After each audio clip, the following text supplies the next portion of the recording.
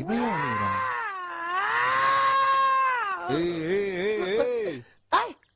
நீ ஏன் பொம்பளை மாதிரி அழுதுட்டு இருக்க? ஒண்ணு இல்லப்பா, உன்னை கலெக்டர் ஆக வேணாம உங்க அப்பா உன்னை அடுப்படியிலேயே போட்டு வாழ்க்கையை கறக்கிட்டாரு. அழுதுகிட்டு இருக்கு. கவலைப்படாத பூபதி, நீ என்னைக்காச்சும் ஒரு ஆளுக்கு கலெக்டர் ஆயிரு. ஹலோ கைஸ், இந்த வீடியோவில் நம்ம பார்க்க போகிறது டிவோர்ஸ் அலப்பறைகள் பார்ட் 2 தான். பார்ட் 1ஓட லிங்க் இந்த வீடியோவில் எண்டில் தரோம். யாரெல்லாம் அதை பார்க்காம இருக்கீங்களோ இந்த வீடியோ முடிஞ்ச உடனே போய் அதையும் பார்த்துட்டு வந்துருங்க. லாஸ்ட் வீடியோவில் சின்ன திரை பிரபலங்களோட டிவோர்ஸ் பற்றி பேசியிருப்போம். இந்த வீடியோவில் நம்ம பார்க்க போகிறது வெள்ளித்திரை பிரபலங்களோட டிவோர்ஸ் தான். ஸோ எல்லாரும் லைக் பண்ணாமல் லைக் அண்ட் சப்ஸ்கிரைப் பட்டனை தட்டி விட்டுருங்க. நம்ம வீடியோக்குள்ளே போயிடலாம்.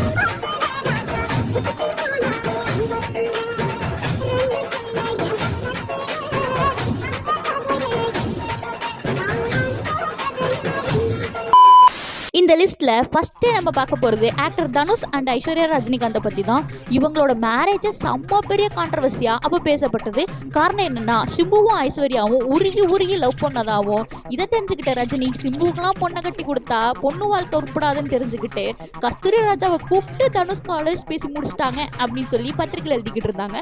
இது உண்மையா பொய்யா அப்படிலாம் தெரியல. ஆனா அந்த டைத்துல ஐஸ்வர்யா பேசின மாதிரி ஒரு ஆடியோவும் சர்க்குலேட் ஆகிட்டு இருந்தது. இது பத்தாதுன்னு சொல்லிட்டு சிம்பு நடிச்ச வல்லவன் அப்படிங்கிற படத்துல டாக்ஸிக் கேர்ள் ஃப்ரெண்டோட பேரு ஐஸ்வர்யா அப்படின்னு சொல்லி அவர் வச்சிருப்பாரு. இதெல்லாம் கூட்டி கழிச்சு பார்த்தா ஒருவேளை இருக்குமோ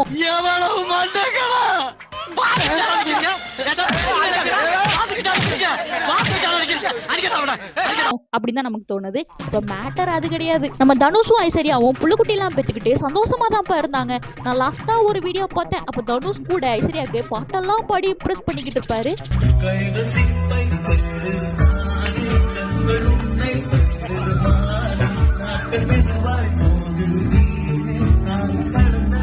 அப்புறமா என்ன நடந்ததுன்னு தெரியல. லாஸ்ட் இயர் திடீர்னு அனௌன்ஸ் பண்ணாங்க, நாங்க வந்து டிவோர்ஸ் பண்ண போறோம் அப்படின்னு சொல்லிட்டு. காரணம் என்ன அப்படின்னு சொல்லிட்டு கேட்கும்போது, தனுஷோட கேரக்டர் சரியில்லாதனால ரஜினிக்கும் தனுஷ்க்கும் பேச்சுவார்த்தையே இல்லாம இருந்ததாமா. இருந்தாலுமே பரவாயில்ல, பொண்ணுக்காக அட்ஜஸ்ட் பண்ணிக்கிட்டு ரஜினி இருந்திருக்காரு. நானும் போயஸ் கார்டில் வீடு வாங்கியே தீருவேன் அப்படின்னு சொல்லிட்டு தனுஷ் ஒரு இடத்த வாங்க, அந்த இடத்துல வாஸ்து சரியில்லை, நீ வாங்கக்கூடாது அப்படின்னு சொல்லி ரஜினி சொன்னதாகவும், இதை நான் வாங்கியே தீருவேன் அப்படின்னு சொல்லி தனுஷ் வீடை வாங்கினதாகவும், இதனால 2 பேருக்கும் சண்டை வந்து டிவோர்ஸ் வரைக்கும் போயிடுச்சு அப்படின்னு சொல்றாங்க.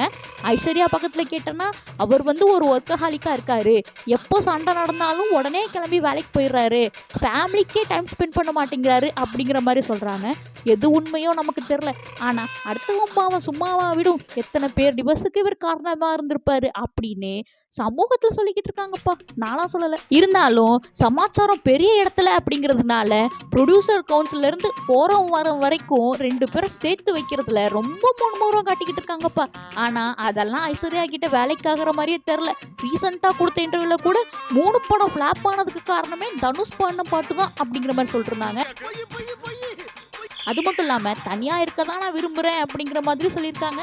என்ன நடக்குதுன்னு பார்ப்போம். இந்த லிஸ்ட்ல நம்ம அடுத்ததா பார்க்க போறது ஐஸ்வர்யாவோட தங்கச்சியான சௌந்தர்யா ரஜினிகாந்தை பத்தி தான். இவங்க ப்ரொடியூசர், கிராஃபிக் டிசைனர், டைரக்டர், அப்புறமா குசேலன் படத்துல கூட ஒரு குட்டி கேமியோ பண்ணியிருப்பாங்க. இதெல்லாம் நெப்போட்டிசத்தினால தான் இவங்க கிடைச்சிச்சு அப்படிலாம் நீங்க நினைக்க கூடாது. ஏன்னா இதெல்லாம் இவங்க கடின உழைப்புனால் கிடைச்சது மட்டுமே. அப்படி கஷ்டப்பட்டு உழைச்சு முன்னேறின காலகட்டமான 2010 அஸ்வின் ராம்குமார் அப்படிங்கிறவரை லவ் பண்ணி கல்யாணம் பண்ணிக்கிட்டாங்க. அப்புறம் 2015 வந்து டிவோர்ஸும் பண்ணிட்டாங்க.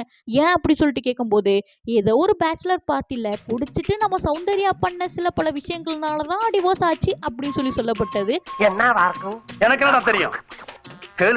அதுக்கப்புறமா 2019 வணங்காமுடி அப்படிங்கிறவரை கிராண்டா செகண்ட் மேரேஜ் பண்ணிக்கிட்டாங்கப்பா. இருந்தாலும் ஃபர்ஸ்ட் மேரேஜ் பிரேக்கப் டைத்துலலாம் இவங்க பேரு செம்மையா டேமேஜ் ஆனதுனால அதுக்கப்புறமா மீடியா பக்கமே இவங்க தலையை பெருசா காட்டுறது இல்லை. அடுத்ததான் நம்ம பார்க்க போறதுமே இவங்க ஃபேமிலி சேர்ந்த ஒரு மெம்பர் தான்ப்பா.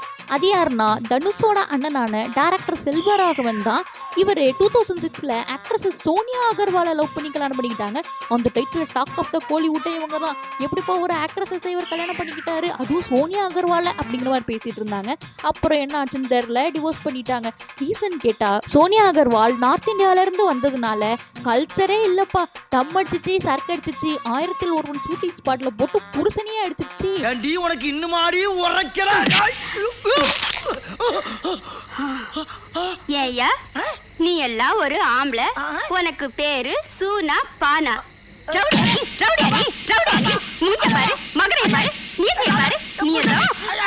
இதனாலதான் இவங்க ரெண்டு பேர்ட்ட யூஸ் பண்ணிட்டாங்க அப்படிங்கிற மாதிரி சொன்னாங்க. என்னதான் இருந்தாலும் சோனியா அகர்வால் இன்னைக்கு வரைக்குமே மத்தவங்க மாதிரி டிவோர்ஸ் ஆனதுக்கு அப்புறமா ஸ்பௌஸை போட்டு கிளின்னு கிளிக்காம Selvaraghavan sir sir sir sir அப்படின்னு சொல்லி தான் மரியாதையா எல்லா இன்டர்வியூலையும் கூப்பிட்டுக்கிட்டு இருக்காங்க.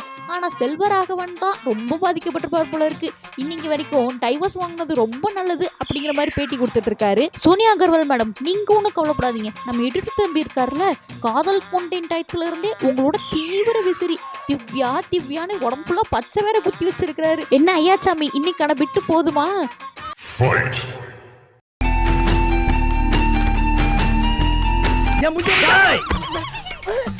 ஏண்டா அடிக்கிற? போனா போகுது கூட வேலை பாக்குறவா பார்த்தா வாடாங்கிற போடாங்கிற என்னடா நினைச்சிட்டு இருக்கிற? மீசை பிடிச்சா முடிக்கிற. நான் கசாப்பு கடையில வேலை பார்த்தவன்டா, வெட்டி கொண்டு போடுவான் படுவா. லாஸ்டா இந்த லிஸ்ட்ல நம்ம பார்க்க போறது music director D Imman and மோனிகாவை பத்தி தான்.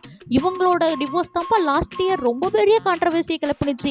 ஏன் அப்படின்னா இவங்க ரீசனே சொல்லல, சிவகார்த்திகேயன் தான் காரணம் அப்படிங்கிற மாதிரி சொல்லல.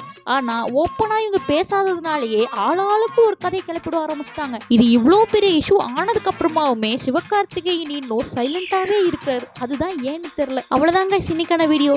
இந்த வீடியோ எப்படி இருந்தது அப்படிங்கிறத மறக்காம கீழே கமெண்ட் பண்ணிடுங்க. வீடியோ பிடிச்சிருந்துச்சுன்னா லைக் பண்ணிடுங்க. நெக்ஸ்ட் எந்த பத்தி நம்ம வீடியோ போடலான்னு மறக்காம கீழே கமெண்ட் பண்ணிட்டு போயிருங்க.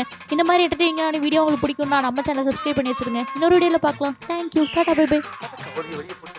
பாவமா இல்லையா? உண்மையாவே கண்ணு தெரியலையா? தெரியலையேம்மா, தெரியலையே. நானும் பார்க்காத வைத்தியம் இல்ல, கேட்காத ஜோசியம் இல்ல. ஆமா, கண்ணை பத்தி விசாரிக்கிறேன். எதுக்குமா சேலைகளை கட்ட போறியா? பரிதாபப்பட்டு கேட்டேன். அப்படியா?